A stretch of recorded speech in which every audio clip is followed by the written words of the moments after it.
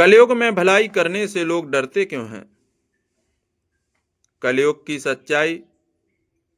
श्री कृष्ण और नारद जी की अद्भुत कथा। नमस्कार मित्रों, आप सभी का स्वागत है हमारी एक और ज्ञानवर्धक और प्रेरणादायक कहानी में। दोस्तों, आपने अक्सर देखा होगा कि सड़क पर किसी व्यक्ति का एक्सीडेंट हो जाए या कोई व्यक्ति घायल अवस्था में पड़ा हो तो कई लोग उसे देखकर भी आगे बढ़ जाते हैं। बहुत कम लोग होते हैं जो उसकी मदद करने के लिए आगे जाते हैं। आखिर ऐसा क्यों होता है? क्या मनुष्यों के दिल से दया समाप्त हो गई है? इसी प्रश्न का उत्तर आज की इस कथा में छिपा हुआ है। एक बार की बात है, देवर्षि नारद जी बहुत चिंतित थे। उनके मन में यह प्रश्न बार बार उठ रहा था कि कलयुग में मनुष्य का स्वभाव कैसा होगा। अपने मन की शंका दूर करने के लिए वे भगवान श्री कृष्ण के पास पहुंचे और विनम्रता से बोले, हे माधव, मुझे एक बात समझ में नहीं आती। कलयुग में लोग किसी असहाय और घायल व्यक्ति को देखकर भी उसकी सहायता क्यों नहीं करेंगे? क्या मनुष्य इतना कठोर हो जाएगा? भगवान श्री कृष्ण मुस्कुराए और बोले, हे नारद, तुम्हारा प्रश्न बहुत गहरा है।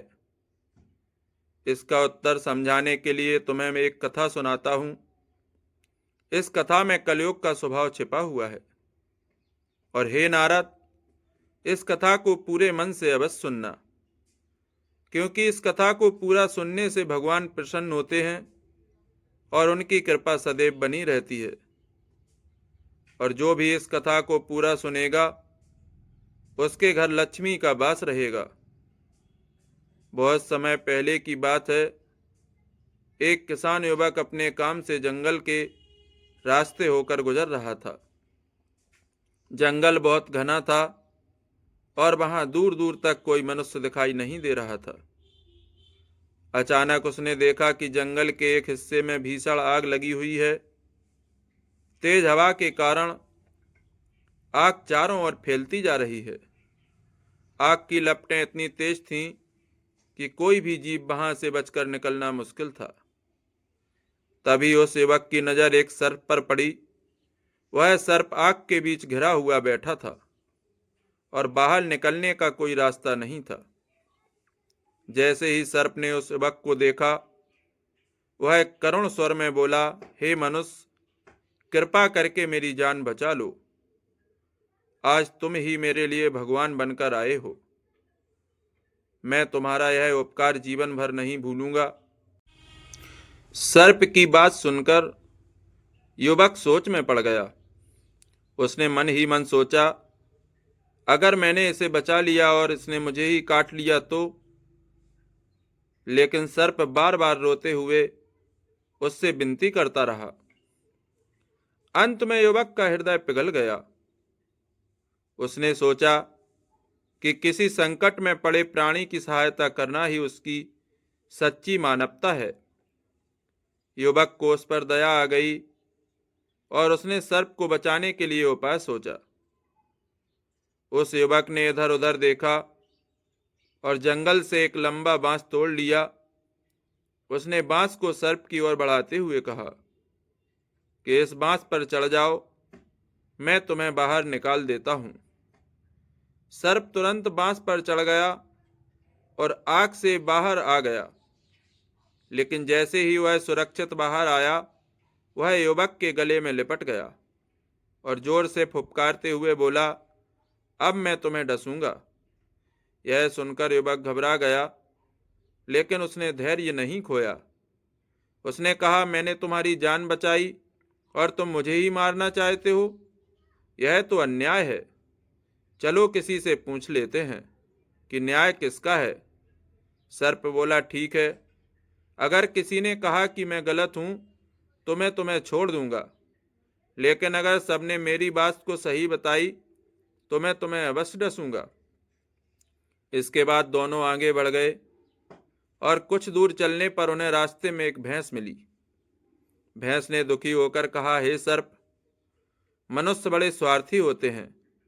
जब तक मैं दूध देती थी मेरी खूब सेवा की जाती थी, लेकिन जैसे ही मैं बूढ़ी हो गई मुझे घर से निकाल दिया गया। इसके बाद उन्हें एक गधा मिला। गधे ने भी यही कहा। जब तक मैं काम करता रहा मनुष्य ने मुझसे खूब काम लिया। अब मैं बूढ़ा हो गया तो मुझे छोड़ दिया। थोड़े दूर आगे उन्हें एक आम का पेड़ मिला। पेड़ बोला, मैं मनुष्यों को फल देता हूँ, छाया देता हूँ, प्राण वायु देता हूँ, फिर भी मनुष्य मुझे ही काट देता है। अब सर्प और भी क्रोधित हो गया और युवक को डसने के लिए तैयार हो गया। तभी रास्ते में उन्हें एक साधु दिखाई दिए। युवक ने साधु को प्रणाम किया और पूरी घटना बता दी। साधु बहुत बुद्धिमान थे। उन्होंने कहा, मुझे यह बात ठीक से समझ नहीं आई। चलो उस स्थान पर चलते हैं जहां यह घटना हुई। जब वे वहां पहुंचे तो साधु ने सर्प से कहा, तुम वहीं बैठकर दिखाओ जहां पहले बैठे थे।